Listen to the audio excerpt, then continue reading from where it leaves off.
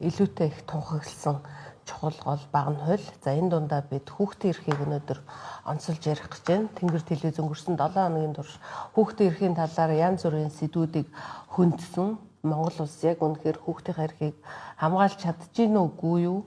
За ялангуяа одоо ингээд өөрийнхөө эрхийг хамгаалах тал дээр тодорхой байр суурийг илэрхийлэх чадамжгүй хүүхдийн эрхийг хэрхэн хамгаалж байгаагаас тухайн улсын одоо хүний эрхийн чадамж, хүний эрхийн нөхцөл байдал илүүтэй үнэлэгдэнэ гэж бодож байна. Бидэнд байгаа мэдээллээр дэлхийн 198 улсаас хүүхдийн эрхийн нөхцөл байдлаараа Монгол улс 91-т жагссан юм байна. Өөрөөр хэлбэл бид нэр одоо том таарах үзүүлэлттэй байд юм байна. Цөөхөн хүүхдтэй ч гэсэн. Тэгэхээр энэ асуудлыг ярилцахаар бид өнөөдөр Улсын хурлын гишүүн, хүний эрхийн дэд хорооны дарга Эрдэнэлд, за гэр бүл хүүхэд хөгжил хамгааллын ерөнхий газрын дарга Баяр сайхан, хүний эрхийн үндэсний комиссийн гишүүн Хунн нарыг урьж ирүүлээд байна. Тэгэхээр би эхний асуултаа та гурийн дунд гуруулангийн дунд тавья гэж бодлоо. Бид ингээд нэг асуудал үүсгэхээр нэг амар хэрэг нийгэмд гарахаар нэг бөөнөрөө ингээл уулгалан дайраал хуулиач өөрчлөөл нэг мөнгө тавиал ингээл уулгалан дайрдаг. Яг ингээд өдөр тутам Монгол Улсын засгийн газрын бүх гишүүд чинь хүүхдийн эрхийг хамгаалах тэр зөвлөл мөглөлтөнд байд юм билээ шүү дээ. Тэгэхээр яг өдөр тутамдаа бид нар хүүхдийн эрх хамгаалахад анхаарч бүх хуулиндаа тусах тал дээр, бүх хуулиндаа хүүхдийн эрх зөрчихгүй байх тал дээр ч гэдэг юм. Ийм өдөр тутамдаа бид нар анхаарч чадчих байгаа болов. Эрдэнэлд гишүүнээ та эхлэх үү. За тэгё. За яг нь ерөнхийдөө энэ маш том сэдв учраас үр өгөөжтэй байх үүднээс одоо нэлээд жоохон тийм тодорхой юм зүйлийг өнөөдөр ярих гэсэн юм саналтай байна. Тэгээ Баяр сайхан дарга Хунн даргатайгаа бас өнөөдөр энэ үндсэн хуулийн өдөр зориулсан нэвтрүүлэгт орж байгаадаа баяртай байна. Илүү бас яг өдөр тутмын энэ бодлогыг явуулах тал дээр бас ажиллаж байгаа хоёр хүн илүү нарийн мэдээлэл өгөх гэж бодож байна. За би ерөнхийн нэг юм одоо үзэл баримтлалын буюу концепцийн шинж чанартай зүйлийг эхлээд хэлчмээр байна. Юу гэхээр 2010 онд буюу одоогоос 16 жилийн өмнө манайх үндэсний аюулгүй байдлын үзэл баримтлал баталсан. Хоёр дахь үндэсний аюулгүй байдлын үзэл баримтлал л да 1994 онд анх батлаад хоёр дахь нь одоо 16 жил хэрэгжиж байгаа. Гэхдээ үндэсний аюулгүй байдлын үзэл баримтлал дээр маш олон зүйл хугацаа заасан зүйлүүд байдаг.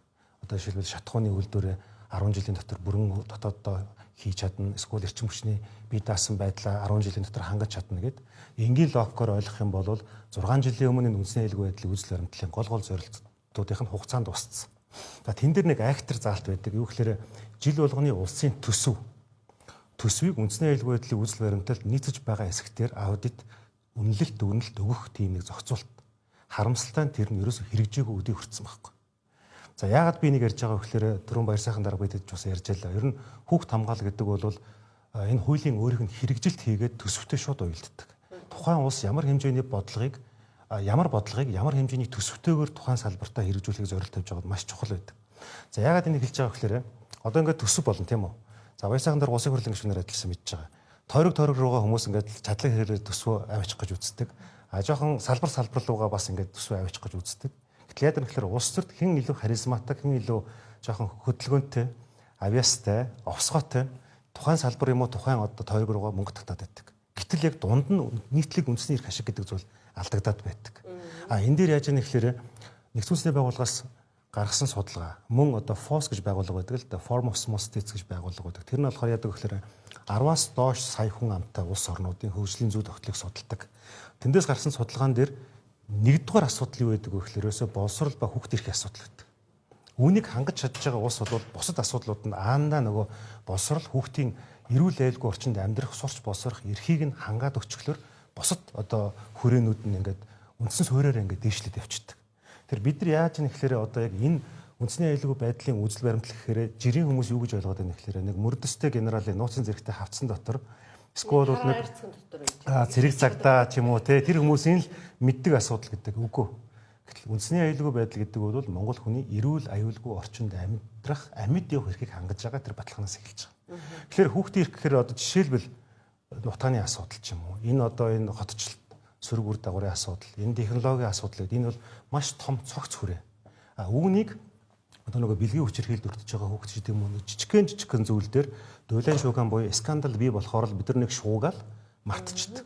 Тэгээ манай асуудал дандаа улирлын чанартай. Өвөл болохоор утааны асуудал, зам болохоор үерийн асуудал, скул хурдан морины хүүхдийн асуудал ч гэдэг юм уу? Скул бол одоо хүчирхийллийн эсрэг үндсэндээс гаргаж байгаа хүүхдийн хүчирхийллийн асуудал ч гэдэг юм уу? Аимшигтай тойронд байгаа шүү дээ. Нийт хүчирхийлд өртөж байгаа хүүхдүүдийн 51% нь бол одоо гэр бүлийнхээ орчинд 70.1% гэр бүлийнхээ орчинд 51% нь болохоор хамаатан садан буюу төрөл ургийнхныхаа гэдэг тийм. 97.1 дотор тэр хамаатан садан ураг төрөлж орчод байгаа. Тий. Тэгэхээр энэ бол эн чинь аюул том асуудал шүү дээ. Нийгмийн зөв тогтол асуудал шүү дээ. Тэгэхээр юу гэж хэлсэн гэхээр өнөөдөр бид нар ингээд энэ чухал өдрөөр ингээд асуудлыг яриад өнгөрөхөөс илүүтэйгээр одоо манай гэр бүл яг энэ гэр бүлийн асуудал, дээрээс нь хүүхдийн асуудал судалж байгаа газараас шулуухан хэлэхэд ямар проблемууд, ямар гацааг байна те. Тэрлүү шүү зоригтойгоор яриасаа гэж би бодож байгаа. Их хурл дээр ямар асуудал шийдвэрлэх юм, засаг дээр ямар асуудал шийдвэрлэх юм, орон нутгийн төвшөнд ямар асуудал шийдвэрлэх юм. Дээрээс нь одоо яг энэ мэрэгжлийн байгууллагууд болоо олон улсын байгууллагууд юм уу төрөмс байгууллагуудын хувьд яах юм гэдэг. Тэгээд нөгөө нэг зүгээр уриалагч гэх юм уу санал нь болохоор одоо бид нөгөө одоо хүн даргын хүнийхээ үндэсний комиссаас үндэсний хөтөлбөр 2 байгаа шүү дээ. Хүүхдийн асуудал энэ дээр нь бол тодорхой бүлэг болоод орж байгаа. Тэр одоо энэ хаврын чуулганы хүрээнд энэ маань орох гэж байгаа учраас яг бодиттой асуудлуудыг эндээ оруулж чадж гэнэ үгүй гэдэг маш чухал байгаа. Тэр өнөөдрийн нэвтрүүлэгт оролцож байгаа зүйл бол илүү их хоёр зочноос сонсох, цаашлаад бол энэ их хурлын төвшөнд хуулийн төсөл боловсруулах, тогтоолын төсөл боловсруулах хийгээд хяналт тавих дээр бол бид нар ямар хөнгөсдөр алдаа гараад байна. Энэ дээр жоохон илүү их одоо анхааралтай оролцсон гэсэн бодолтой байна. Сүүлийн хэдэн жилд бол ялангуяа одоо энэ хүүхд хамгаалах баг энтер гэлт те. За яг бид нарын нөгөө нэг скандал болох үеэр яригддаг сайжралт явагдаж байгаа гэж харж байгаа зүйл бол нөгөө хүүхд хамгаалалт талдаа илүү их сайжраад байгаа мó гэж хараад байгаа байхгүй юу. Одоо жишээл ингээд нөгөө хамтарсан баг гаргадаг, тэрэн тасрах төсөв энэ төр тавигдсан, эмгтэй гişүүд манлайлсан. Тэгээд одоо тэр цагаас хойш ингээд цаг хугацаа өнгөрлөө эргээд мартагдж байна уу баяр сайхан дарга. За юуны өмнө үндсэн хуулийн өдөр тохиож энэ одоо чухал өдрийн мэндийг хүргэе. Тэгээд Тэнгэр телевиз бас хүүхдийн эрхийн талаар дуурч байгаад үнэхээр их талархаж байна танай хамт олонд. За ийм чухал сэдвээр бид нар бас одоо энэ өндөр албан тушаалтай хүмүүстэй бас хамтдаа суугаад ярилцж байгаа нь бас сайхан байна. За ер нь бол Монгол улсын хууль үндсэн хуулийн 16 дугаар зүйлд гэр бүл эхний алхас хүүхдийн ашиг сонирхлыг төр хамгаална гэж тунхагласан байгаа. Гэхдээ төр хамгаална гэдэг нь айл болгонд нэг нийгмийн ажилдаа ороод юм уу? Тэр хүүхдийг хамгаалах гэдэг асуудал огт биш. Монгол улс тэр төрийн хамгаалтанд хүүхдийг авах тэр бодлого, тогтолцоо системээр бүтэц зүг байх хэрэгтэй байгаа. За та түрүүний нэгдүгээр асуултан дээр ер нь одоо энэ маш тодорхой хизээ хамгаалах юм. Яагаад одоо нэг сенсац тэгтгэхэр л хүүхдийн эрх яриад алга болдгийг гэж хэлж штэ. Гэтэл өнөөдөр Монгол улсын засгийн газар Нэгдсэн үндэсний байгууллагын хүүхдийн эрхийн конвенцэд 1990 онд нэгдээд одоо 35 жилийн өмнө нэгдээд нэг үүрэг хүлээсэн. Өнөөдөр их хурлын гишүүд нь байна уу, засгийн газар нь байна уу, хувийн хэвшлэл нь байна уу, төрийн албан нь байна уу, төрийн бус байгууллагууд нь байна уу, хуваарь аж ахуй эрхлэгч, ажилгүй иргэн байна уу? Ерөөсөө Монгол улсад шийдвэр гаргаж байгаа хүн болгоны гаргаж байгаа шийдвэр хийж байгаа үйлдэл нь хүүхдэд ээлтэй байна гэдэг л үүрэг хүлээсэн засгийн газар байхгүй. Энэ бол Монгол улсын засгийн газрын манай Монгол улсын одоо үүрэг зорилгыг маш тодорхой одоо чиглүүлсэн ийм хүлээсэн үүрэг байж байгаа.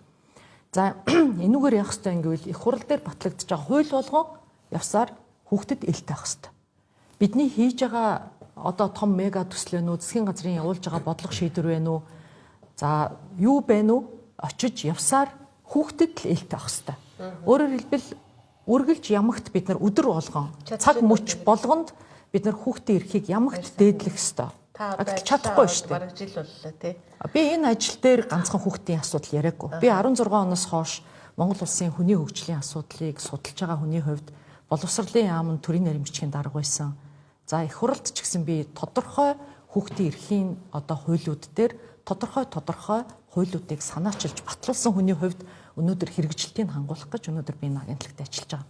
Тэгэхээр миний хамгийн нэгдүгээрт хэлэх юм бол энийг ойлгодгүй байхгүй. Жишээлбэл уул уурхайн яам, барилгын яам юу гэж боддог вэ гэхээр хүүхд хамгааллын ажил нь нөгөө гэр бүлийн одоо хүүхдийн л агентлагийн ажил. За нөгөө боловсролын яамны л ажил гэж хардаг. Хүний хүүхдийн асуудал нь гэр бүл дотор байд юм аа. Гэр бүлийг зөв болгож ийж хүүхэд тэнд аюулгүй оршин өснө ториндаг юм аа. Гэр бүлийг дэмжснээрээ хүний хөгжлийг дэмжих юм. Ингэснээрээ нийгмийн хөгжлийг дэмжиж байгаа маа гэдэг энэ одоо хизээч өөрчлөгдөшгүй зам ёсны энэ хөгжлийн бодлогыг манай улс хэрэгжүүлэхгүй. За миний одоо талархаж байгаа нэг зүйл бол ерөнхий сайд Занданштай дарга манай засгийн газрын хэрэгжүүлэхтэй одоо энэ улс орны хэмжээнд хэрэгжүүлэх 8 том гол одоо зорилтод ажлын маань эхний тэргүү игнэнд хүний хөгжлийн асуудал байна гэдгийг тунхагласан. Зарласан. Энэний төлөө бас ажиллаж байгаа. Бид нартай одоо уулзж байгаа. Гэтэл тэр хүний хөгжлийн чинь гол эхний тэр суур ажил нь бол ерөөсөө хүүхдийн хөгжил байхгүй. Гэтэл нийгмээрээ хүн хүүхэд хоёрыг ялгаж хардаг. Хүн гэдэг нэг хүн байна. Хүүхдийг хүүхэд гэж хардаг та энэ бол үнэхээр эмгэнэл. За нэгдүгürt бид нар ийм том одоо үүрэг хүлээсэн юм байна. Гэтэл танай агентлаг юу хийж байна? Нэг одоо сенсац тэгдээл нэг хүүхдийн хүчрхийл гарахад танай агентлаг юу хийж байна? Манай агентлагийн чиг үүрэг нь өрөвдмөр 4 чиг үүрэгтэй. Бодлого хэрэгжүүлнэ, хуулийн хэрэгжилтэнд хяналт тавина, соён гэгэрүүлнэ, албан агчдаа чадваржуулна. Ийм маш хязгаарлагдмал 4 чиг үүрэгтэй агентлагт хүүхдийнхээ асуудлыг даатгаад энэ улс өнөөдрийг хүртэл хүрсэн. Тэгэхээр миний яриад байгаа хүсэж байгаа юм нь барилгын яамтай байж ягаад хүүхэд нь яамн дээр байдгүй юм бэ? Уул уурхай яамтай, сүүлдээ захин хөгжлийн яамтай. Манай Монгол улс 16-7 яамтай мөртлөө хүүхэд нь ягаад хэрэгжүүлэгч агентлаг дээр байдаг юм бэ? Дөнгөж жилийн өмнө одоо 26 он гарахаар 2 жил болно л доо. Жил 1 сарын өмнө бид нар гэр бүлийн яамтай болсон. Ийм газар байгаа нь энэ олон яамдыг уялдаа холбоо хангуулах гэж байлгаж байгаа гэж танахыг гэж ойлгоод байна шүү. Агентлаг яам руу шууд харилцах, бусд яамдуудтайгаа одоо эрх мэдэлтэй харилцах тэр асуудал чинь учир дутагдaltaй. Энийг бол манай гэр бүл хөдөлмөр нийгмийн хамгааллын яамаараа дамжуулж бид нар хийн. Тэгэхээр би бас өнөөдөр нэвтрүүлэгт их хурлын гишүүнтэй хамт оролцож байгаагийн хувьд манай засгийн газар гэр бүлийн яамтай болсон нь урагшаа нэг алхсан боловч өнөөдөр хамгийн их ачаалттай нийгмийн даатгал, хөдөлмөр эрхлэлт, ажилгүйдэл, ядуурал, тэтгэр тэтгэмж, хөгжлийн бэрхшээл хариуцдаг хамгийн том яамныхаа одоо нэгтгээд гэр бүлийн яам гэсэн. Энэ гэр бүлийн бодлогыг өнөөдөр 9 хүн барьж байна. 9 хүн өнөөдөр Монгол улсын гэр бүлийн одоо бодлогыг авч явж чадахгүй байхгүй. Тэгээ бид нар урагшаа алхсан боловч энэ үр дүнтэй биш байна гэж би хэлэх гээд. За.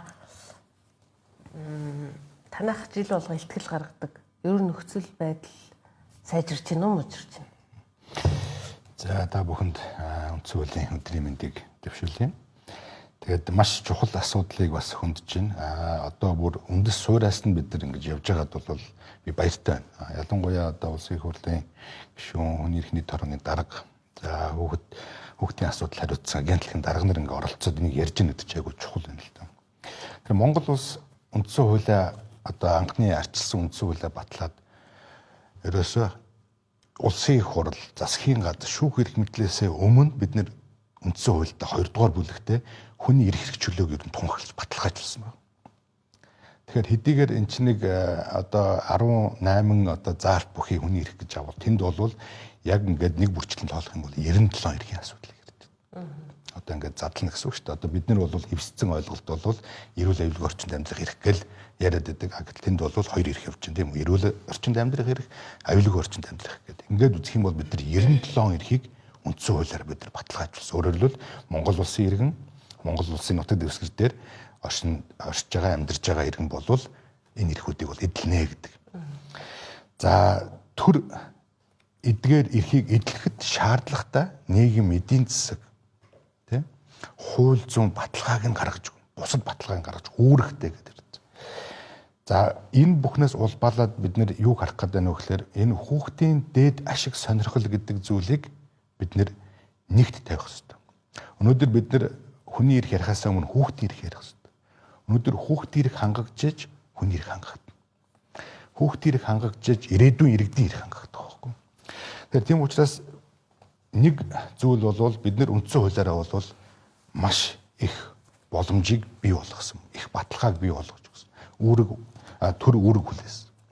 За энэ үндсэн хуулийн одоо үзэл санааны хүрээнд юу вэ гэхээр насан турсан хүн бүр одоо хүүхдийн өмнө үүрэг хүлээсэн гэдгийг ерөнхийдөө бол бид нар тунхаглаад баталгааж байна. Тэгэхээр одоо хүүхдийн эрхийн асуудал дээр одоо юу гэдгийг зөвхөн нэг агентлаг юм уу, нэг байгууллага юм уу гэхээс илүүтэйгээр хүн бүр хүүхдийн өмнө үүрэг хүлээсэн шүү гэдэг энэ үзэл санааг бид цааш түгээмээр байгаа. Ерөөсөө энээс бид эхлүүлмээр байгаа. За нөхцөл байдал ямар байгаа? Үнэхээр газар дээр нөхцөл байдлыг харах юм бол бид нэр хүүхдийн эрх бол зөрчигдөж байна гэж.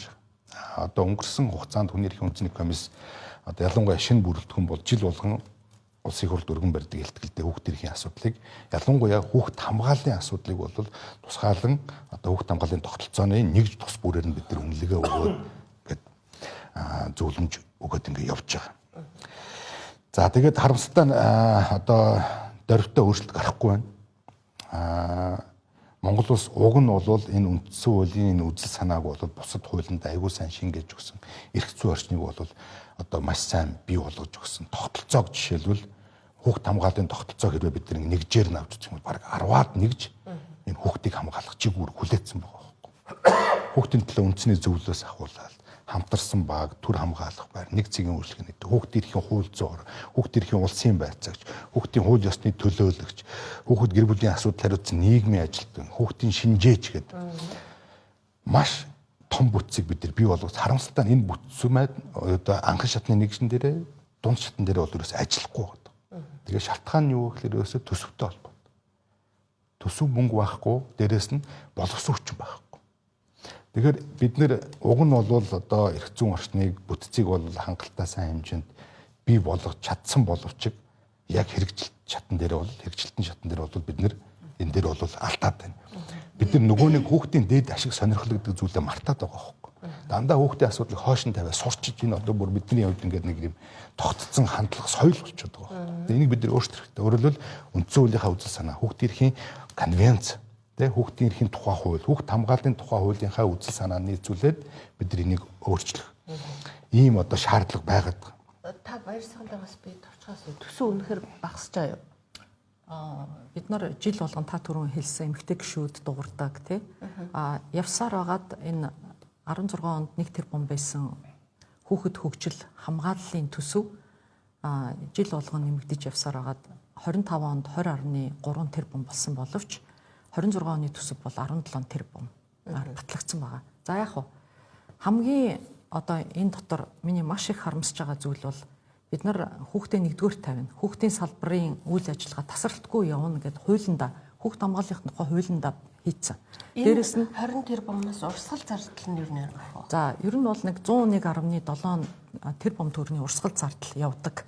Энэ бол 1844 оны цалин, за бүх одоо аймаг, сум, дүүрэг, хороонд ажиллаж байгаа нийгмийн ажилтнуудын цалин, байр, хөлс одоо юу гэдэг ингээд яваад зөвхөн улсын хэмжээнд хүүхэд гэр бүлийг хөгжүүлж хамгаалах, соён гэгэрүүлэх, урьдчилан сэргийлэх төсөв нь 17 тэрбум төгрөг гэсэн үг.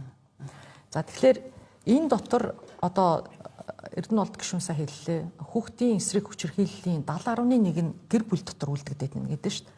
Тэгэхээр гэр бүл өөрөө хүүхдэд ээлгүй орчин болчиход байгаа байхгүй. За манай эцэг эхчүүдийн өнөөдрийн гаргаж байгаа алдаа хүүхдүүдэд амь мэт хайрлаж байгаа боловч миний хүүхдүүдийг зөв хүн болгох, өсгөх, хүмүүжүүлэх газар нь боловсролын салбар гэж ойлгоод байна. Хин нэгэн хүн гэж ойлгоод байна. Гэтэл өнөөдөр нэг тэр өөрийн үр хүүхдийг тэр зан чанар төлөвштөл, сайн хүн болгохтол эцэг эхийн өөрийнх нь үүрэг хариуцлага гэж нэг юм байгаа. Энийг бид нар мартцсан. Хоёрдугаар хүүхэд уучлаарай. Хүүхэд хамгаалал гэхээр зөвхөн зодуулсан юм уу, гадуурхагдсан хүүхдийн талаар яриад байна. Хүүхэд хамгаалал гэдэг ойлголтод хэл бидний монгол хэл бичгээр нь хамгаалах, сэтгэл зүйг нь хамгаалах, сэтгцийг нь хамгаалах, өв соёлоор нь хамгаалах, тийм ээ? Эрүүл мэнд, шимт хичээлтэй хоолоор нь хамгаалах, зан чанараар нь хамгаалах гэд тэр хүнийг хүн болгоход бид нар бүх талаар нь тэр хүүхдийг хамгаалах хэрэгтэй байхгүй. Гэтэл өнөөдөр сая хунан даргын ярьж байгаа энэ албан тушаалтнууд бол зөвхөн одоо яг хүчирхийлэлд өртөхөд энэ саяны дурдсан хүмүүс яаж ажиллах вэ гэдгийг тал дээр л ярьж байна. Гэтэл миний санаа зовж байгаа юм. Өнөөдөр бид нар 3.5 сая хүн амтай 1.3 сая нь хүүхэд байгаа. 0-18 нас. Баяр сандаа. Би одоо ийм яриа бол бид нар тэргүй маш олон жил ярьсан болохоор би ийм яриаг нэг үзэгчиж байгаа удаж авах гэж бодож байна. Одоо харин би найруулагч нэг бид нар өнгөрсөн 7 хоногт хийсэн нэг сурвалжлага хийсэн. Тэрийг нэг тавиад үзүүлээч гэж хүсмээр байна. Энд байгаа олон дугуйлангуудаас хамгийн олон сурагчтай нь жижиг болон бүжгийн спортын дугуйлан. За тус бүрдээ 100 гаруй сурагчтай. Жишээлбэл Амарлан охин дугуйландаа хамрагдахын тулд 100 гаруй километрийг туулан Төв аймгийн Эрдэнэ сумаас ирдэг. Намайг Гамбар Амарлан гэдэг. Би одоо 15 настай жижиг хичээлдэг хүн байна. Төв аймгийн Эрдэнэ сум 10 дугаар анги 3 удаа. Яг хичээл орсон үед бол нэг л удаа ирдэг хагас өдөр. Бараг цагаар бол 100 гаруй л ах. Яаж ирдэг? Замуу 8-аас бол автобусаар ирдэг те. Тий. Хайда манай хүрэх хүчтэй. Харин бүжгийн дугуйлангийн хувьд сурагчид аль хэдийн уралдаан тэмцээнд оролцож амжилт гаргаад эхэлжээ. Мэргэжлийн бүжгийн багш сайн дурын үндсэн дээр бүх төрлийн бүжгийн хичээл заахаас гадна хүүхдүүд сурч мэдснээ бие биендээ сургадаг байна. Зөвхөн нөгөө хотын төвөөс боловсролыг олж авах биш, хотын цахаас ч одоо хүүхдүүд ингэж боловсролыг ингэж олж авч чаддаг шүү, болдог юм шүү гэдгийг нөгөө баталж нотлохын тулд ерөөхдөө бол бас ингэж нийгэмдээ маш том хөрөнгө оруулалт өгж байгаа юм байна да гэдэг энэ үн цэнийг олж хараад тэгээд ерөөхдөө бол энэ багшлахаар ерөөхдөө бол шийдсэн. Ер нь бол ямар ч үн төлбөр мөнгө авахгүй байгаа. Тий. Ер нь бол 7 хоногтоо ерөнхийдөө бол 3-аас 4 удаа бид нэр хичээлдэг. За тэмцээнд төхөөд ирэх юм бол ингээд сунгаад хичээл ордог. За энэ нь бол нөгөө хотын цахалд байдаг ид чидийн орноос бид нар бэлтгэсэн байхгүй. Нэг жиж үцгийн нэг секцэнд 100-аад хүүхдээ явдаг гинэ. Тэгээ саяны охин бол 100 км-ийн замнаас ирж очдог, замын унаанд дайгдаг. За би бол энэ охиныг ингээд аюулгүй гэдэгт би эргэлзэж байна. Дугууландаа ирж очихдаа аюулгүй 100 км замын унаанд дайгдаг гэдэгт эргэлзэж байна. Гэтэл за хэдүүл энэ дээр л төвлөрөө одоо хамгаалалт замгаалал бол ойлгомжтой бид нэр ирдэг. Хүүхдийн хөгжлийг дэмжих үйлчилгээг санхүүжүүлэх аргачлал, үйлчилгээний зардлын нормативыг хүүхэд гэр бүлийн хөгжлийн, боловсролын болон санхүү төсвийн асуудал эрхэлсэн засгийн газрын гишүүд хамтран баталнаа. За тэгээд манай энэ хүүхэд гэр бүл хөгжлийн газрын хамгийн гол үүрэг нь бас яавал одоо энэ хүүхдүүдийг чөлөө цагаа хэрхэн яаж өөрийнхөө хөгжих энийг дэмжихийн санхүүжилтийн тогтолцоог бас ингээ бодож олно гэсэн байна. Одоо яг нөгөө сурагчийн амралт болж байгаа. Тийм учраас энэ аюулгүй байх. Тэгээ хөгжих гэж нэг амар их шүү дээ. Одоо ч Монголд ингээд маш их ялгаатай хөгжиж шүү хүүхдүүд. Бид нар ерөөсөө боловсролын салбараас авахуулаад хүүхдүүдэд ялгуурлан гадуурхдаг болсон. За чи гайгүй айлын хүүхд юм чинь чамд тэ чи бол одоо ингээ мөнгө төлөөд гайгүй хөгжөд. За сонгоо арихны тэрээ за чамд бол арга байхгүй. Бид нар өнгөө дугуулсан хичээлүүлж чадахгүй. Тийм боломж алга энэ улс чи ядуу байна гэд. Ингээд боловсрлоороо ялгуурлагдана. Өдөөний хүүхдүүд бас боловсрлоороо ялгуурлагдана. Ингээ ийм нөхцөлд бид нар өнөөдөр одоо мөнгө төсвөлөөд хэрэг байгаа ч юм уу те хүмүүсийн нөгөө итгэл үнэмшил байхгүй болчиход байна л. За ядаж нөгөө хүчирхийллээс нь хамгаалдаг байртай болооч тэрийг алигтайгаа яагаач эцэг ихэн нөгөө хүүхдэд зоддог бол тэрийг нь хажуунаас нь аваач гэдэг л ийм шаардлага тавиад байна л та. Гэтэл бол бид нэр зүгээр багаас нь хүүхдүүдэд ингэж амар ялгарлаад харагдаж байгаа байхгүй. За тэг. За энэ өнөөдрийн уулзалтанд бас боловсролын сайдыг өрсөн бол яг энэ асуултанд хариулах байх л та. За би төрийн нарийн бичгийн дараагаар ажиллаж исэн. За бас байнгын орон дараагаар ажиллаж исэн хүний хувьд бол боловсролын салбар нь өөрөө төсвөө тавихдаа хүүхдийн хөгжлийн одоо төсвөө тавьдаг энэ хуулийг бид нар парламентд багтаа баталсан. 25 оны 6.7 тэрбум төгрөгийн хүүхд хөгжүүлэх төсвөөр боловсролын салбар юу хийсэн гэдгийг та бас тэр юунаас сайд удирдлагаас нь бас асуух хэрэгтэй байна. Сая энэ хэрвээ Монгол улсын ерөнхий боловсролын сургууль цэцэрлэгт биеийн тамирын хичээлийн хэрэгсэлтэй, дуу хөгжмийн хичээлийн хэрэгсэлтэй байсансан болвол өнөөдөр тэр хичээлүүд чанартай ордогсон байсансан болвол өнөөдөр хүүхдүүд заавал одоо ийм хол явж хичээлийн цагаар одоо хичээлийн бус цагаар хөгжих шаардлагагүй байсан болов. Би энэгээр юу гэж хэлэх гэж байна гэхээр хүүхдийн зан чанар хүнийг хүн болгодог, уяруу зөөлөн болгодог зан чанарыг дэмждэг хамгийн гол энэ урлаг спортын хичээлийн хэрэгслэн ч өнөөдөр Монгол улсын боловсролын салбарт бүрэлдээгүй байхгүй байгаа. Тэрээр ганцхан боловсролын салбар хариуцдаг юм уу? Тэглгүй яг уу боловсролын сайд өөрөө энэ асуудлаа олж хараад төсөвт энэ асуудлаа тавиулаад энэ сургууль цэцэрлэгээ биеийн тамирын хичээлийн хэрэгсэл сайн багш нараар хангах үүрэг нь боловсролын сайдын үүрэг шүү дээ. Танай газар чи хүүхд гэр бүлийн хөгжил бас хамгааллын ерөнхий газар гэж байна. Бид нар бол гэр бүлтэй ажиллана. Бид нар хүүхдтэйгээ ажиллана. Гэр бүлийн одоо орчинд хүүхдээ бас хөгжүүлэх, хамгаалах энэ асуудал нь таны үүрэг юм а гэдгийг одоо соён гэгэрүүлэх үүрэгтэй ийм газар байгаа манайх. Тань дээр ямар байр суурьтай? За яг би энэ охины тухай сонсч ирсэн. Хажууханд нь уртталт нь хар хус цумаас бас яг адилхан 7 хоногт 3 удаа байт харууны дугууланд ирдэг охин байгаа. Улсын аварга болсон 2 жил хичээлээд. Манай сонгогдсон тойрог учраас мэдээлэлтэй байна л да. Яг уу манай улс бол та бүхэн мэдж байгаа ингээ 24 онд 9 дахь парламент 124-тэй ингээд бүрдлээ шүү дээ. Тэгтээ яасан бэ гэхээр анх удаа олон аймагуд юм уу олон дүүргүүд нийлээд нэг сонгуулийн тойрог болсон. Тэгэхээр яг хөөхлөөр Улаанбаатар хотоос гадна 6 бүсчилсэн хөгжлийн юм одоо бүсийг татсан. Энэ бүсийн гол зорилго бол нөгөө одоо боловсролын чанарын хувьд ч тэр эрүүл мэндийн хувьд ч тэр үйлдвэрлэл үйлчлэгээ тэнд байгаа нөгөө бизнесийн татвар орчныг бүрдүүлэх, ажлын байр нэмэгдүүлэх гэх нэг юм цогц зорилт тавьчихгүй юу. За тэгээд 24 оны засгийн газар бол энэ бүсчилсэн хөгжлийг нэгдүгээрт ирэмблээд орж ирсэн. Яг үгээр маш энгийнээр хэлэхэд бол за энэ улсын төсөв байна тийм үү? Одоо ингээ 26 оны төсөв байна. Төсвийг юу дагуулж орж ирдэг вэ гэхээр нөгөө хөгжлийн хөтөлбөр гэж нэг юм дагуулж орж ирж байгаа.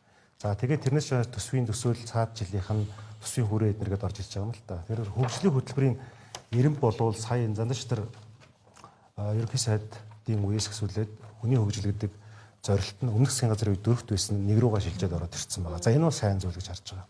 Тэгэхээр ерөөсөө энэ баяр сайхан даргын хилээд байгаа зүйл дээр би нэг юм дээр маш сайн санал нэгдэж байгаа зүйл нь юу гэхээр манад бол шүү дээ дарга нарын тоо ихтэйгүү. Албан тушаалын тоо биш цөөдөөгүй.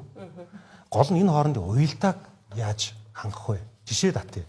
Утаа гингүүд нэг болохоор байгаль орчны яамч хариуцах юм шиг, эрүүл мэндийн яамч хариуцах юм шиг, төлөв эрчимөөч хариуцах юм шиг, нийслэлч хариуцах юм шиг. Заримдаа бүр ерөнхийлөгчийн намын газар нь татаад авцсан.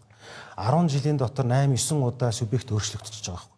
Хариуцах эзэн бий байдаггүй. Яг энэтэй адилхан хүүхд гингүүд яг байгууллагын нэр бол эдгээр чинь маш том нэр шүү дээ. Гэр бүл, хүүхэд тийм ээ.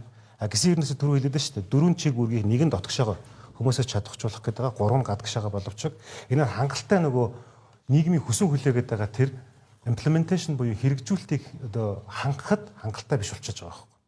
Тэгээд нөгөө маш олон газар давхардлууд бий болчдөг. Хоорондын уялдааг нь хангахаар хүмүүс энэ одоо юу гэдэг нь хувь хүний хувьд энэ байгууллага тэлэх гээд энэ яам болох гээд байна гэж өнцгөөс хараад байгаа болохоос биш. Яг тэр үндсэн хуулийн зохицуулалт заалт чинь амьдрал дээр органик хууль болон бус шийдвэрүүдээр хэрэгжихэд нөгөө зорилгыг нь маш том тавьж өгчөнгүүтээ хэрэгжүүлэх механизмыг ингээд айгүй уялдаагүйгээр ингээд ширгээгээд өгчихсөн.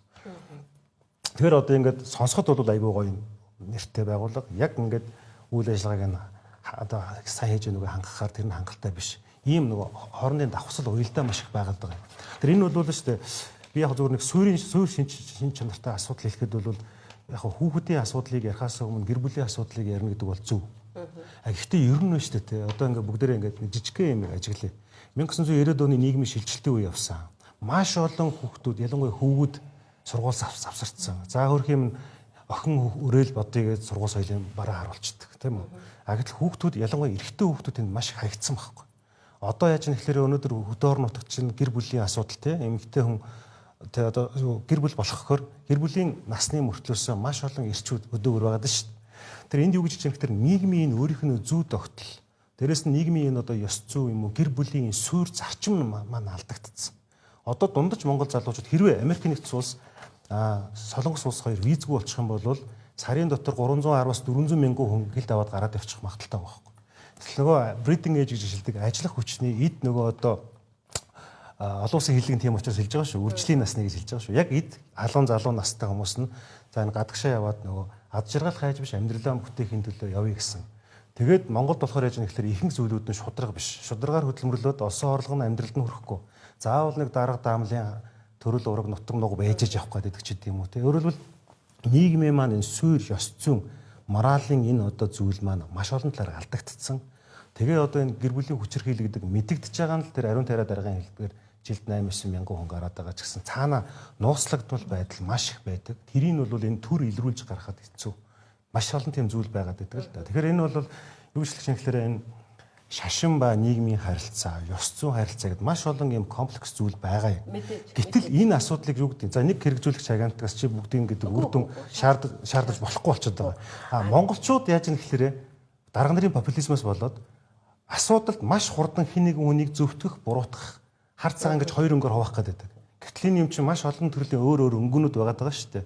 Тэгэхээр энэ миний хэлэх гээд байгаа санаа болохоор бидний сэтгэл хөдлөлөө ер нь ингээд гаргаж тавьж хагаад цэвэр логик дээр юу нь зөв бэ, юу нь буруу бэ, хаана гацаад байна, ямар зүйл байна гэдгийг л бид нар одоо нэг нухацтай ярилцах хэрэгтэй болчихж байгаа. Сая та бид дөрвийн саяны ярианаас ингээд нэг юм анзаарагдлаа шүү дээ, тий. За энэ чиг үүргэнд шал ондоо газар үт юм байна. Боловсрал яамд байд юм байна. Гисэрнэ эдний нэр нь хөгжилгээд та өөрөө сая зөвшөөрлөө. За энд ерөөсөө юм бүтцэн юм алдаа байгаад байна гэх юм байна. Хэрэгжүүлэх том үүрэг хүлээлгчээд хэрэгжүүлэх үүргийг ингээд ширгээгээд алга болчлоо гэдэг чинь. Тэгэхээр энэ бол бүх салбар дээр харагддаг шүү дээ. Одоо өөр салбар дээр ч гэсэн нэг том үүрэгтэй гэхдээ яг ингээ үүрэг ройлыг ингээд хөөгд явгад маш олон яам амруу ингээд салцдаг. Тэгэхээр жишээлбэл одоо залуучууд гээд тусдаа салцсан ч баг шиг тий хүүхдээс. Тэгэхээр бид нар одоо яах ёстой юм? Энэ нөгөө төрийн энэ үүрэг чиг үүргийн энэ бүтцийг ер нь дахин зураглах ёстой юм уу? Эсвэл энийг ингээд хараад сайжрахыг хүлээгээд одоо бидний үе өнгөрч чинь тий. Одоо ингээд яваад ах ёстой юм уу? Эсвэл та бүхний хувьд энэ дээр яг ямар бодолтой байна? Би ерөөсөө энийг ойлгохгүй юм л да. Би бас нэг энэ дээр нэг зүйлийг хэлчихье гэж боддог. Энэ хүүхд хамгааллын асуудал, хүүхд хөгжил хамгаалдаг гэдэг бол одоо түрүүн бас яригдлаа тийм нэг салбарын юм бол биш. Хүүхд хамгааллын тухай хуулийг одоо 2 жилийн өмнө Монгол улс баталсан байхгүй. Энэ дээр ямар чухал өөрчлөлтүүд орсон бэ гэхлээр салбар болгон хүүхд хамгааллын, хүүхд хөгжлийн бодлоготой байя гэдэг юм зүйл. Өөрөөр хэлбэл одоо жишээлбэл саяны нөгөө нэг энэ видео үзүүлдэ шүү дээ. Минттэй холбоотой ийм залт байгаа. Соёл спортын үйл ажиллагаанд хүүхдийг оролцуулах, хүүхдийн эрхийг хамгаалах журмыг салбарын сайданд батлах хэрэгтэй. Явна батлах хэрэгтэй. Энэ журам өнөөдөр хүртэл батлагдав. Өнөөдөр бид нар хүүхдэд ингэж л хандж байгаа байхгүй. Тэгэхээр нөгөө хэвшмэл ойлголт нөгөө нэг байгууллага юм уу айлсгүй нэг одоо агентлаг энэ асуудал бүгдийг хариуцна гэдэг юм ойлголт нийтлэг байгаад байгаа. Гэтэл миний нөгөө төрөний хэлээд байгаа санаа бол тэр байгууллагаас үл хамааран тийм хүүхдийн гэдэг нэртэй байгууллагаас үл хамааран салбар болгон насан турш хүн болгон төрийн албаагч болгон хүүхдийн үүрэг хүлээсэн гэдгийг ухамсарлах юм шаардлага байгаад байгаа. Энэ хуулийнхаа үзэл санааг өнөөдөр бид нар бас түгээд дэлгэрүүлж чадаагүй.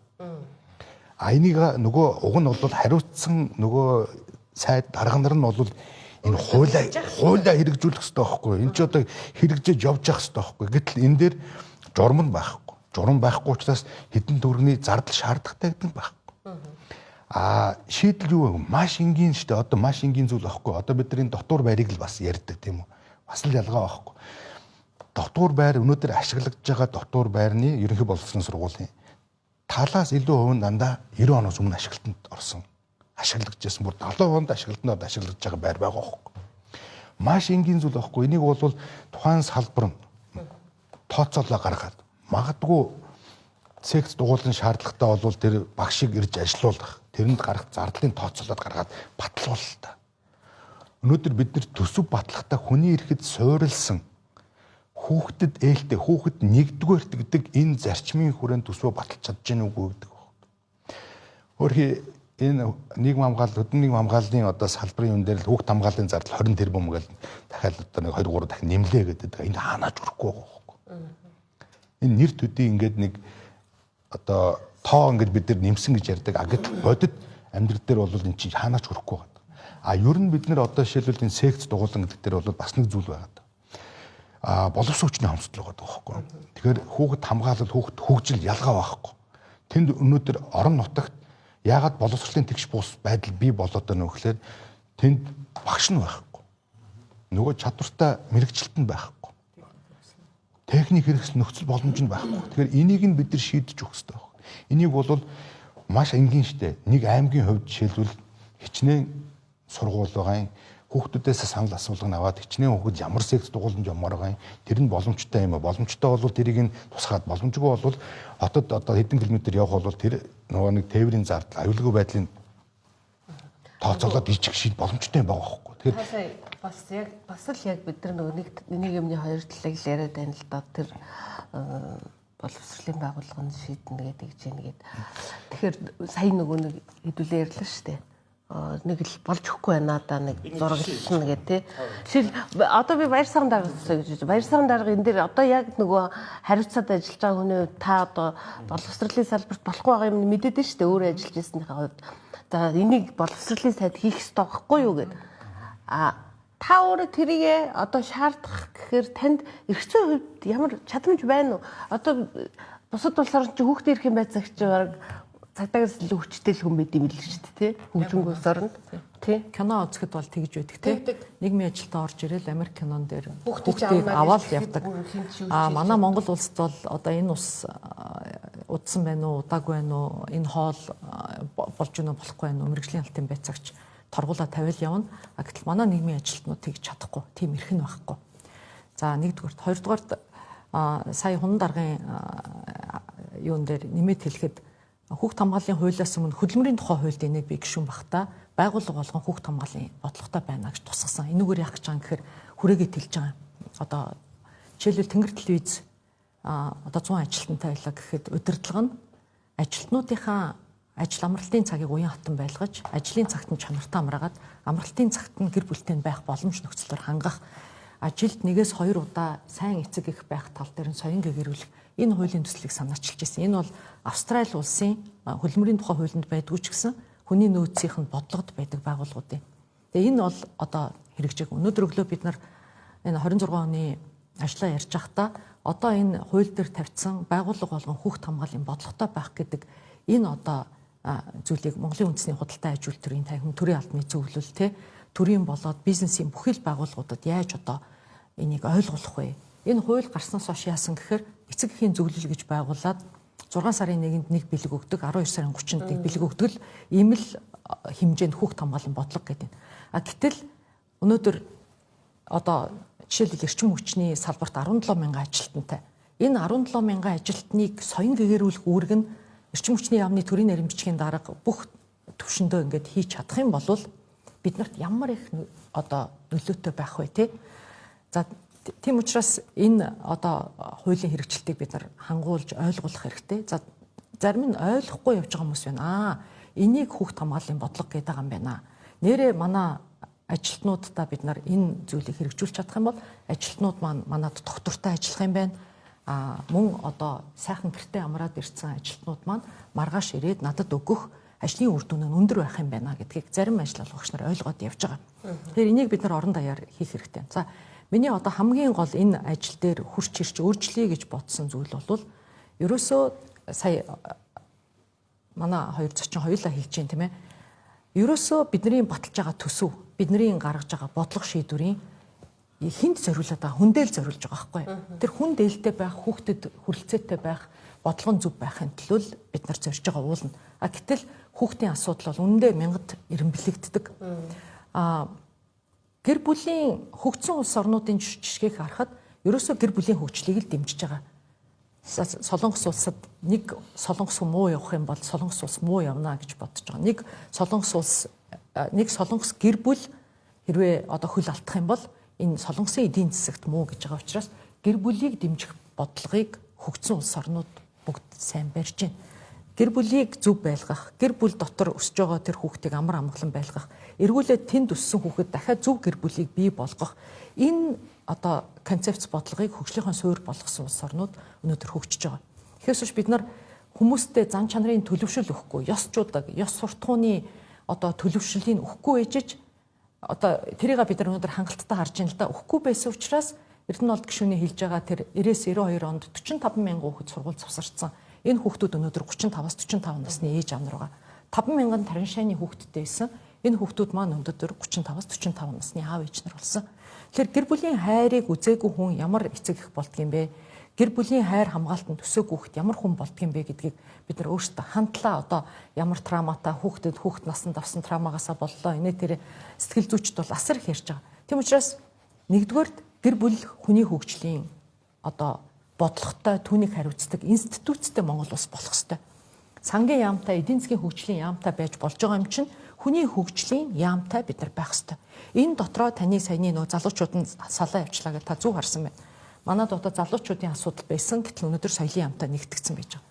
Тэгэхээр залуучууд, ахмад настан, хүүхэд гэр бүлийн асуудлыг хариуцсан бодлогын яам институттэй байж иж энэ хүндээ зориулсан төсөвтэй, хүндээ зориулсан хуультай, хүндээ зориулсан хэрэгжилттэй ийм улс орн болохгүй бол бид нар дандаа мөнгө, эдийн засгийн хөгжил, мөнгөтэй олж иж энийг хийнэ гэсэр байтал ёс суртахуунгүй нийгмийн энэ гүйцэд одоо хэрэгжиж чадахгүй байна гэж та харж байна уу те? Гэр бүл хөдөлмөр нийгмийн хамгааллын яам байгуулагдаад 1 жил одоо 1 жил гарсан болж байна. Би түрүүн хэлсэн 9 хүн бодлого хариуцж байна. Нэг ахмад хүний хөгжлийн бодлого хариуцж байгаа. Нэг л мэрэгчлэлтэн байна. Үүний ард Монгол улсын 380 мянган ахмад байна. Эний чинь нөгөө одоо бидний туршлагатай эрдэмтэн мэрэгэд тийм ээ одоо боловсролынхан энэ одоо экспертүүд нийлж иж Монгол улс хевлийдийн иргэн хевлийд олдсон цагаас өхөн хөхтлээ яаж аз жаргалтай нийгэмд оролцоотой зөв амьдрах юм бэ гэдэг энэ бодлогыг улс орон том институт гаргадаг болохоос нэг хүн бүхэл бүтэн 380 мянган хүний ахмадын бодлогыг гаргана гэж байхгүй. Тэгэхээр энэ одоо заавал шинжлэх шаардлагатай юм ажил. Их хурлын гишүүний хувьд арчлан намын их хурлын гишүүний хувьд яваа. Одоо энэ дээр яг сүүлийн үед маш сайн тохиромжтой нэг шийдэл бол байна. Юу гэхээр одоо энэ бидний хэлдгээр бүтээмэл оюун, зарим нь хиймэл оюун ухаан гэж хэлж байгаа, AI гэж хэлж байгаа тийм үү. Сүүлийн үеийн судалгаагаар бол энэ төрийн бодлогын хооронд нь харилцан уялдаатай маш сайн шилэн тунгалаг явуулахад 70 хүртэлх хувийн одоо төсвийн хэмнэлтийг гаргах боломжтой болчихж байгаа. Юу гэхээр ингээд нэг дарга ирдэг, нэг бодлого солигддог. Тийм үү? Тэгээд улс төрийн шалтгаан, янз бүрийн ур чадварын шалтгаан, маш олон шалтгаанаар бодлогын тогтвортой байдал гэж байхгүй болчихж байгаа байхгүй. Одоо ингээд баяр сайхан даргыг одоо гишүүн байхад санааталж ирсэн тэр одоо хуулийн төсөл одоо ингээд шин 126 дотроос ямар хүмүүс аваа явж байгаа гэхээр бас тодорхойгүй шулуух хэлэхэд бол тэр нөгөө хүн нь явахаараа бодлого нь явцдаг тийм байгаа. Гэтэл энэ яаж нэхлээр төрт улсын энэ залгамж холбоо ой санаж байх ёстой юм болов тэр бодлогын шийдлүүд нь өөрөө их тоон өгөгдөлд ороод тэр нь хамгийн зөв байж болох гарцууд нь ингээд AI-гаар нь бодогдчихдаг тэр зүйл рүү явах ёстой юм. Ер нь бол. Гэхдээ энэ бол илүү жоохон хийсвэр сонсож магадгүй. Би яг бодтой хэдэн тоо хэлье. Би хүнийхэн дэд хорон дарга болоод 21 аймаг бүх дүүргийн иргэдийн хурлын дарга нар руу бичиг явуулсан юм. За манай парламент нэг хүн төвтэй байна гэдэг стратеги баталчлаа 5 шалгуур. За тэгэхээр ер нь юу гэж хэлэх гэж байна гэхээр тусдаа нэгж ихэхээсээ илүүтэйгээр ерөөсөө тэр аймгийн сумын иргэдийн хурлаас гаргаж байгаа шийдвэр хөрөнгө оруулалтын шийдвэр нь өөрөө хүнийхээ хангаж байна уу? Нөгөө хүүхдэд аюулгүй орчин тийм үү? Ээлтэй орчин, хөгжлийн бэрхшээлтэй хүмүүс ахмад руугаа чиглэсэн зүйлийг оруулж гэнэ үгүй гэдэг дээр та нар шалгуур тогтоож яваач гэсэн. 3 сар тутам хэдүүлээ мэдээлэл солилцоо явуу гэсэн. Хинти Төв аймаг л жил гарны дотор байнгын харилцаатай байгаа. Гаргаж байгаа шийдвэр болгон дээрээ хүний эрхийн одоо гадаадаар хэлж байгаа дуучлаараа фильтр буюу ийм шалгуурыг барьж явж байгаа байхгүй юу? Бусад аймагуд нь бол тагчиг байх жишээтэй. Энэ бол хандлагын асуудал. 1. За хоёрдугаар энэ жил бид 72334 захиаг тойргийнхоо 1-ээс 12 дугаар ангийн хүүхдүүд рүү явуулсан. Нодлон жил 69369 хүүхдэд захиа авчиж явуулсан. Нодлон жил 3000, энэ жил 6000, нийт 9000 хүүхдээс би хариу захиа авсан. Хариу ерөөсө хүүхд болгонд би өөрөө дахиад захиа явуулсан. Та нарт яг ямар асуудал тулгамдж байгаа гэдгийг асууж байгаа. Тэгэхэд энэ бол байршлаасаа бас өөр. Бүр яг аслагдмал сумын төвд байна уу? Эсвэл бол зам одоо нөгөө том зам явж байгаа газар байна уугүй юу гэд ерөөсөө номер 1 зүйл бол аюулгүй байдлын асуудал. Нөгөө нэг нохой муурны асуудал, тэгэл эргэн тойрон машин замын асуудал, хурдаа саадаггүй асуудал, томчуудын хүүхдүүдтэй хаахрамжгүй үл тоож харьцдаг хандлагын асуудал нэгдүгээрт явж байгаа. Хоёрдугаарт юу явдаг вэ гэхээр нөгөө нэг түрүүний тань хэлдэг тоног хөрөмжийн асуудал. Манай хүн даргаас би жил гарны өмнө тодруулсан шүү дээ. Орон нутагт сурж байгаа хүүхдийн төв боловсролыг эзэмших тэгш гараа Улаанбаатарт байгаа хүүхдүүдээс ялгаатай байна гэдэг бол эцэг эхийнхээ орлого хаана амьдарч байгаа шалтгаалж Монгол хүүхэд ирээдүйд баталгаатай боловсрол эзэмших тэр одоо тэгш ирэхээр хангагдахгүй байна гэдэг бол өөрөө маш том асуудал болж байгаа байхгүй. Ялч аргахгүй бид нар ингээд тархуу 330 сум сойронтой одоо гой болтойн тонхил гэхэд чинь одоо яаж явж очих уу те. За яг хөө энэ Эрдэнэ сумаас бол 100 км яваад идэм байж те. Тэгвэл Маттаас яах вэ? Гэдэг ч юм уу тэр энэ бол өөрөө хүний хөгжил дээр маш том саад бэрхшээл болоод байгаа зүйл. Тэгэхээр ер нь бол сая жишээлбэл өнгөрсөн жилийн юм болохгүй да. Улаанбаатар хотод хамгийн их хүүхдүүд зам тээврийн осолд ортоод байгаа газруудын судалгааг бид нар тээврийн цаг датаа хамтарч хийж байгаа. хамгийн онцлог 10 газруудын судалгаа хийж байгаа. За цэцэг төвийн уулзуур юм байна. Яг энэ уртлын уулзуур, энэ нөгөө Чингис очит буудлын наатлын уулзуур. Тэгээд дээрэс нь налайх дээр, нэмэлтийн тэн дээр гээд. Тэгэхэд өштэй те яармагт нөхөн гарц хийнгүүт цаад жилэн 6 хүн гарцтай газараар гарцсан дээр гараад мөргүүлж амьдэрч ирсэн бол нөхөн гарц хийчихээр тэр бол шийдэгдэж байгаа байхгүй юу. Нэг хүн өөрхөө ингээд шүн явж байгаад мөргүүлснээс бусдаар бол өөрөөр хэлбэл нөгөө хөрөнгө оруулалтыг зөв логиктой хийх юм бол хүний аюулгүй орчинд амьдрах, эрүүл аюулгүй орчинд амьдрах хангагдаад байна шүү дээ, тий. Гэдэг шиг ийм асуудал байгаа. Тэгэхээр одоо ингээд дахиад ингээд наривчлаад ирэх юм бол нөгөө шим тэжээл нутришн, өдийн хоол яаж авч ийн, тий. Тэгээ сэтгэн бодох, биеийн хөгжил индекс яаж ийн гэдэргээд маш нарийн зүй тогтолтой зүйлүүд бол байгаад байгаа. Тэгэхээр ер нь бол биш дээ, энд ярьж байгаа 3 хүн хэсэг хугацааны дараа солигдчихно. Их хурлын гишүүн солигдно, агентлагийн дарга солигдно. Одоо гэтэл яг бид нэр ингээд явсан ч гэсэн нөгөө бодлого нь тууштай доктортой хэрэгжиж байдаг тэр системийг одоо хүмүүс юу гэж хэлээд байгаа гэхээр их хурал дээр процессын дахин инженерчлэл гэж хэлээд байгаа. Өөрөлд бүх зүйлийг ингээд шатдаун буюу зогсоож байгаад дахиад ямар ч тийм субъектив хандлагагүйгээр энийг ингээд явж идэг механизмыг бүрдүүлээ гэдэг байдал яваад байгаа юм. Гэтэл харамслалтай зүйл манайх нэг бүсчсэн хөгжилгээ явж исэн. Одоо засгийн газар солигдонгууд энэ маань ингээд унтарсан. Унтарсан. Тэгээ одоо хүмүүс юу гэж хэлж байгаа гэхээр нөгөө бүсчсэн хөгжилж хаачиж байгаа. Тэнгүүд эрүүл мэндийн бодлого шал өөр чиглэлтэй явж байгаа шүү. Яг шулуух хэлэхэд боловсролын бодлого шал өөр зүгрөө явж байгаа. Нөгөө бүсчсэн хөгжилчин болох юм бол нөгөө тунгааг хിവэрэ үлдсэн. Монгол Улсын засгийн газар 24 оны 7 сарын 9-нд мөрөөдлөөрөө батлахтаа 578 зүйл заалтыг баталсан. 578 зүйл заалтаас 70 гаруй хувийн шууд утгаараа болон шууд бус утгаараа хүүхдтэй хамааралтай зүйл байхгүй. Одоо салбарууд нь хоорондоо ингээд төөрөө явцсан байна. Энэ бол бодит байдал. Тэгэхээр ер нь бол бид нар энэ улс төрчлөлтөөс ангид энэ намчрахлаас ангид дарга нарын популизмаас ангид яг тогтвортой хүүхдүүдийн төлөө гэр бүлийнхэн төлөө үйлчлдэг тийм бодлого хэрэгтэй. Энэ дотор үндэсний ойлголцол хэрэгтэй. За ямар ч нам засгийн эрх хөрж исэн, ямар ч дарга байж исэн энэ Монгол хүний эрүүл аюулгүй орчинд амьдрах эрхээ эдлэх тэр тус маань гэр бүл хүүхдийн бодлого маань тогтвортойгоор байж байна. За эндээс төсөв хасахгүй шүү. Орчны жил ерөнхийдөө хориг тавингууд бүгднгийнх нь хөрөнгө оруулалтын төсвийг 20% тэгшлээ хасж байгаа шүү дээ. Уучлаарай. Боловсрол, эрүүл мэнд, гэр бүл хүүхдийн хөгжлөөс хэдүүлээ ямар ч тохиолдолд популизм хийж мөнгө хасахгүй шүү. Энэ маань бол доктортой явж явах хэрэгтэй гэдэг ч юм уу. Ийм ойлголцол хэрэгтэй байгаа юм бидэнд. Би нэг хүүхдүүдийн үгийг дамжуулахыг хүсэж байна л да. Нэвтрүүлэг дуусгаас өмнө 11 сарын 19-нд төрийн ордонд 800 хүүхэд чуулсан. Тэгээд эх одоо 100 жилээ тэмдэглэсэн энэ хүүхдийн салбар эх 100 жил эх 5 жил та нар юу хүсэж байна вэ гэдэг энэ хэлэлцүүлгийг хүүхдүүдийн дунд хийсэн. Найрмал цуснд 3 хонсон 1.2 сая хүүхдийн төлөөлөл болсон 800 хүүхэд дундаас 10 хүүхэд ихтгэл тавиулсан байгаа. Хүн дарах суусан тий.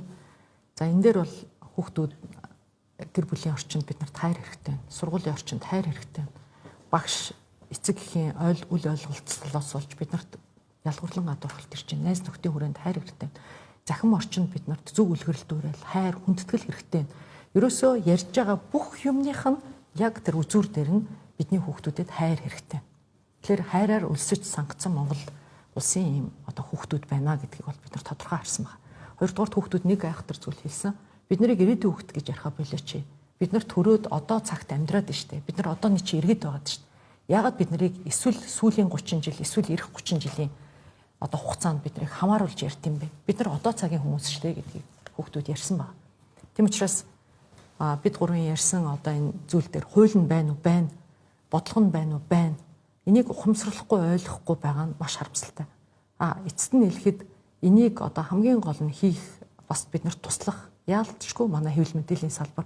Гэтэл өнөөдөр хүүхд хамгааллын тухай хуулинд хэвлэл мэдээллийн салбар бүх салбар ээлтэй байна гэчээд одоо сүүлийн үед хүүхдүүдийн нэр усыг гаргах, тэр хүүхдийг дахиж амьдрах орон зайгүй болгох, дүрсийг нь гаргах, амьдралыг нь дэлгэх, хандив мөнгө цуглуулах одоо нэрийдлэр тэр хүүхдийг ямар ч амьдрах орон зайгүй болгож байгаа энэ бол харамсалтай.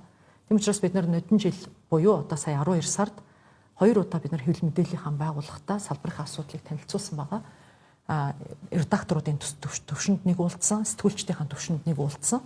Тэгээ өнөөдөр манай байгууллагатай ямар ч хэвлэл мэдээллийн байгууллага хамтран ажиллах нээлттэй. Одоо ямар л хэлбэрээр бид нар бүх мэдээлэл нээлттэй байна гэдгийг бас танай эфирээр дамжуулж хэлмээр байна. Хэвлэл мэдээллийнхэн байгууллагын дуурайлахад нэгдүгээр эхлээд хэвлэл мэдээллийн байгууллага нь хүүхдэд ээлтэй бичээ. Ямар ч асуудал гарсан эхлээд бид нар үүрэг хүлээж байгаагаар манад хандаач. Юу ч болсон зүгээр микрофоно бариад битгий хүүхдээс очиж ярилцлага аваач. хүүхдийн нэр зүс аймаг сум орон нутаг одоо юу гэдэг юм нуугаач ээ хамгаалаач ээ гэж бас ингэж хүсмээр байна. Нэг зүйлийг нэмээд хэлчихье. Энэ их чуулган болсон. Тэгэхээр бид нар бас нэг зүйлийг аягүй орхитуулж ирж байсан юм байна. Тэр нь юу вэ гэхээр бид нар дандаа томчуудтай хүүхдийн өмнө шийдвэр гаргах яваад байсан. Хүүхэд юу хүсэж байгааг ерөөсөө бид нэр сонсхийг хүсдэг. Тэгээд тэр чуулган дээр нэг хэлсэн чухал санаа бол бид нартай холбоотой шийдвэрийг бид нартай хамтарч гаргаач гэдэг. Ийм асуудал ярьж. Өөрөөр хэлбэл хүүхдүүдийн оролцоогүйгээр бид нар хүүхдүүдийн өмнө шийдвэр гаргаад яваад байгаа хөөхгүй. Тэгээ тэр нь болохоор нөгөө хүүхдүүд жишээлбэл таалагдахгүй айлсгүй хүүхдэд оновчгүй тийм ийм шийдвэрүүд байгаа. Тэгэхээр аливаа шийдвэр, аливаа бодлогыг магадгүй одоо төсөв тийм үү хүүхдүүдээр хэлэлцүүлдэг. Нөгөө хүүхдүүдэд зориулсан тэдний хүсэж байгаа зүйлийг одоо бий болгоход хэдийн хэмжээний төсөв зарцуулах гэж байгаа. Тэр нь болж байгаа юм болохгүй юм. Ер нь хүүхдүүд юу хүсэж байгаа юм бэ? Хамгийн их зүйл хүүхдүүдийн дуу хоолой үн цэнэгүй байна. Бид нэр хүүхдүүд ингээд юм хэлээд хомчууд бидний сонсдоггүй гэж байгаа. За яг хөө мэдээж гэр бүл тусдаа бас нэг институцэд энэ ч бас өөр зүйл ярих бах. Ер нь одоо энэ хүүхдүүд чинь нийгмийн хөгжилд амьдралд бас өөрсдөө оролцох хүсэлтэй байгаад байгаа байхгүй. Тэгэхээр тэр хүүхдүүдийн дуу хоолойг бид нэр сонсох ёстой. Тэр хүүхдүүдийн одоо үзэл бодлыг үн цэнжүүлэх хэрэгтэй байна. Тэрэнд бид нэр сериосны хандах ёстой. Бид нэр сонсох ёстой байна.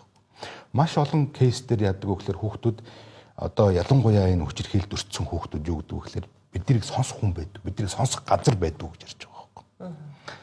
Тэгэхээр энэ өөрөө юу хэлж гэнэ вэ гэхээр энэ нөхцөл байдал ч өөрчлөгдсөн байна. Хүүхдүүд өөрсдөө оролцох бас хүсэл сонирхолтой байна. Хүүхдүүд юу хүсэж байгаагаа илэрхийлж байна. Тэрийг нь шийддэг энэ тогтолцоороо явахгүй бол болохгүй байна. Сүүлд одоо олон улсын бас хуралд нэг оролцож байсан. Тэгэхээр олон улсын хурал дээр бас энэ санаа гарч байгаа.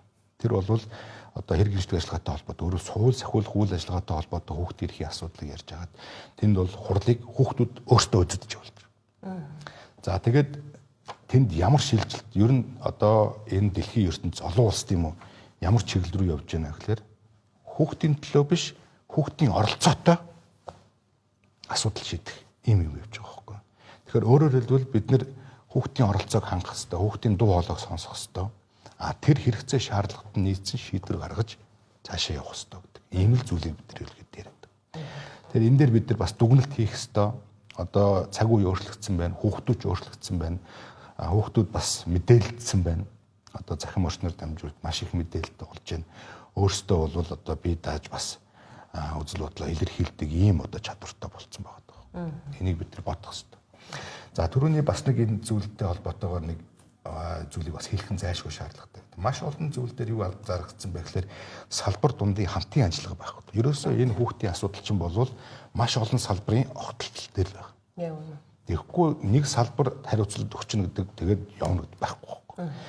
Тийм ч учраас энэ хүүхд хамгааллын тухай хуулийн шинжилсэн хариулга гарсан. Салбар болгон хүүхд хамгааллын бодлоготой байна. Хүүхд хамгааллын бодлого гэдэг бол зөвхөн нөгөө хүчирхийлэлээс хамгаалах биш.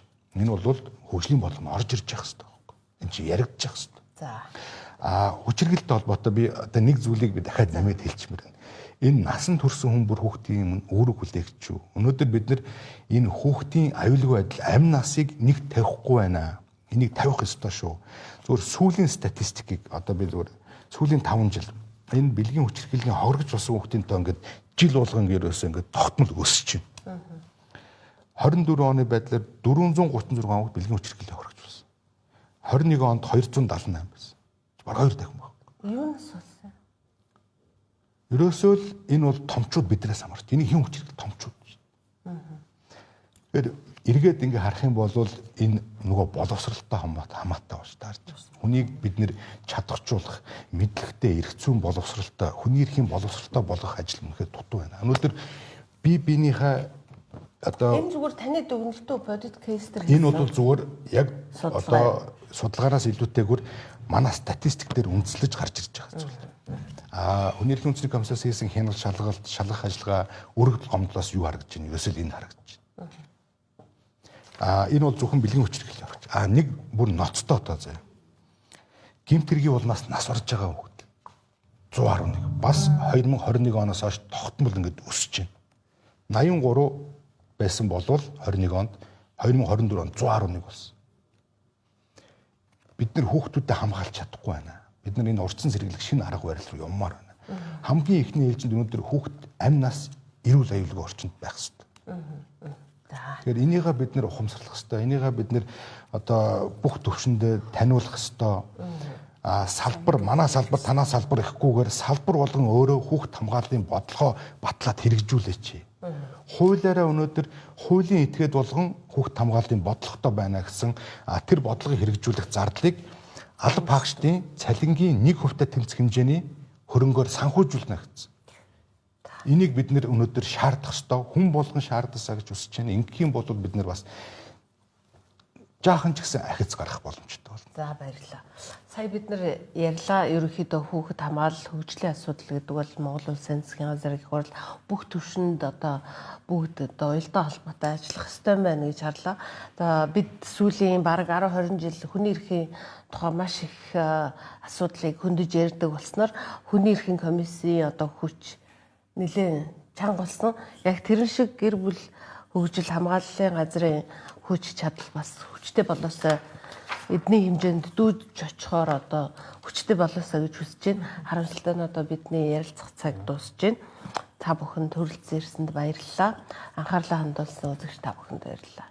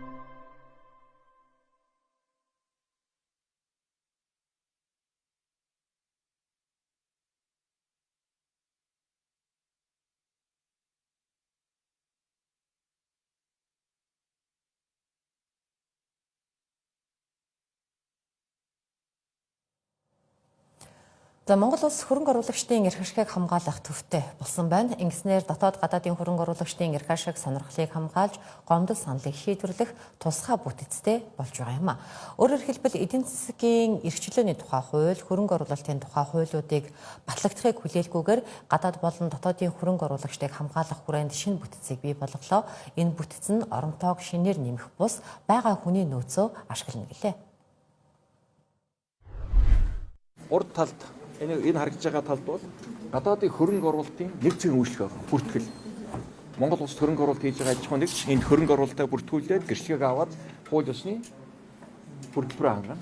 За өөрийн эрх ашигтай холбоотой маргаан гомдол шийддэг. Хөгжлийн Монгол улстай танилцах, Монгол улсын хууль тогтоомжтой танилцах дараагийн үе шатыг энэ эрх ашиг хамгаалахын төвдөр. За эдийн засгийн хөгжлийн яам бол энэ бодлогыг дэмжиж, эдний нүүр царай авуулж асуудлын зохицуул. Бид хууль хүлээхгүйгээр энэ ажлаа эхлүүлж байна. За бид эдийн засгийн хөгжлийн хуулийг өргөн барьсан. Энд бол ялангуяа өмчийн хадшгууд архан байл, бизнесийн эрхүүдийг хамгаалах асуудал, төрийн зохицуулалтын асуудлыг нэлээд тодорхойлж хангалттай хууль болно. За энэ хуулиас гараад агалдаад хөрөнгө оруулалтын хуулийг өөрчилж байгаа. За худалдааны хуулийг одоо яаралтын их хурд оруулах одоо үүрэг авсан.